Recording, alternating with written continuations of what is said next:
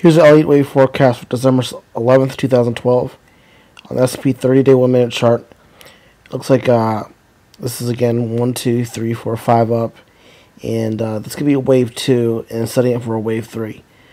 I would have actually liked to see a better, deeper retracement back to the previous 4 on 1385, but this actually can qualify as a 2 before a 3. If this is a 1, 2, 3, and actually is taking length of time it's taken, it's actually within a typical wave 2. But anyway, if this is wave 1, wave 2, wave 3, highest target I have for S&P with the absolute highest third wave target, if 1.618 times wave 1 would be as high as 1520 in the S&P.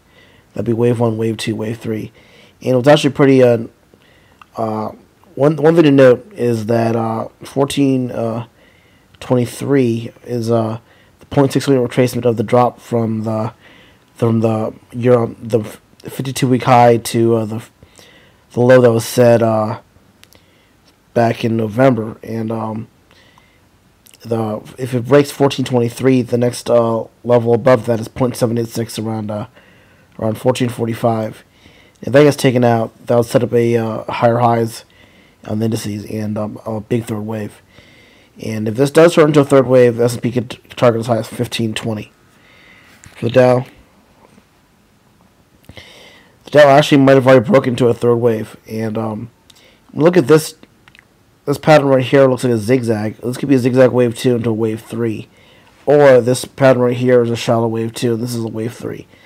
But I would call this pattern right here the wave 2 based on the fact that S&P, this is where S&P's wave 2 is located. And I just noticed this right now, that this could be a zigzag wave 2, and this is actually a third wave right now. And the highest target I have for Dow, if it travels 1.6 times wave 1, would be as high as let's see, 1, 2, 3. It went from 12,500 to 13,500 plus 800. 1.618 would be about 13,500 to 14,000 in the Dow. That'd be wave 1, wave 2, wave 3.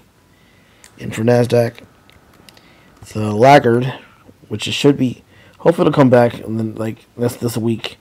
There's a Fed meeting this week, I believe, on the Fed decisions on Wednesday, I believe, and that could be a catalyst for a big move in either direction.